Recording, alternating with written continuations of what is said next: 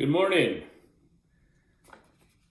This morning we are in Jeremiah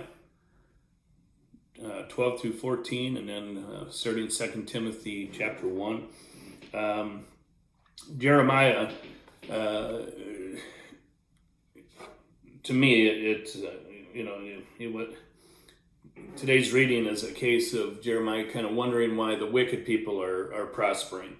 And again, it's kind of a foreshadowing of wondering, why doesn't God take care of these kind of people? Why are they the ones who are prospering in their wickedness? But He's also warning people, that these are the things that are going to happen. So Jeremiah actually knows, that the wicked, they don't prosper at the end. They'll get their judgment. They'll get what's coming to them, so to speak. And but 2 Timothy, again, I just really enjoyed Timothy. We are going to be having All Saints Day on Sunday, and remembering some of those people that have passed on, who were such pillars in the church, but also the saints that we still have in the church, and we're gonna be looking at all that.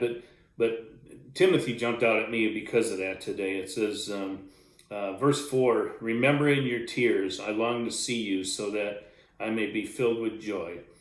I recall your sincere faith that first lived in your grandmother Lois and your mother Eunice, and now I am convinced is also in you. Therefore I remind you to rekindle the gift of God that is in you through the laying on of hands. For God has not given us a spirit of fear, but of power, love, and sound judgment." And again, he's reminding Timothy, to remember that gift. When they laid hands on him and prayed for him and sent him off into ministry. Remember that. Remember, your grandmother and your mother who were so influential into your faith walk. And that's what we need to be remembering, as we take our daily walks. Do we look back and think about the ones who had influence in our lives, and the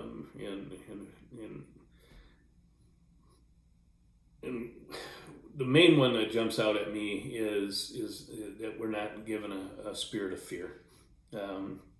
With today's things going on in the world and the stuff that's happening, it's hard not to be fearful, to be honest with you.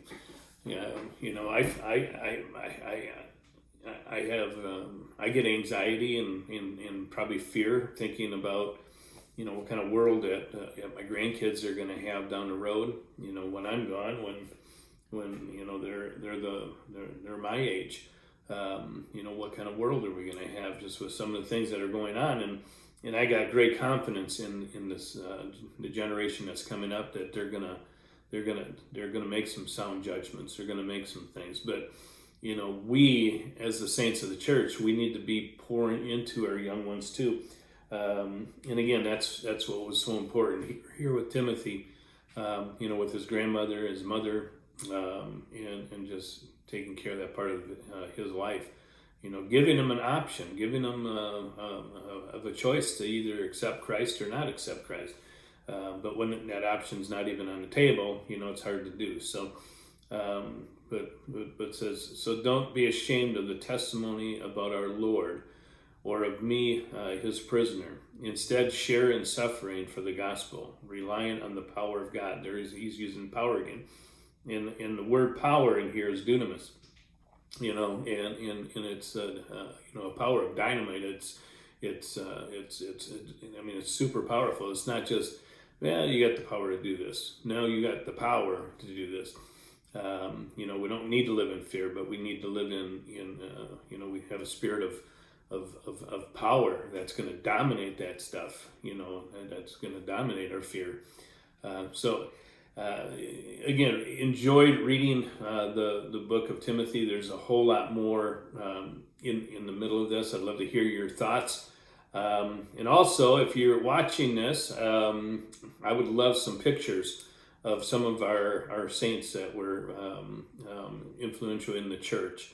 You know, and I want to put something kind of neat together for Sunday. So send me pictures of parents, grandparents, some of the saints of the church, and the things that are some of the people that, again, just pour into the next generation. So enjoy doing that. Just text me them or email me them, or even drop the pictures off.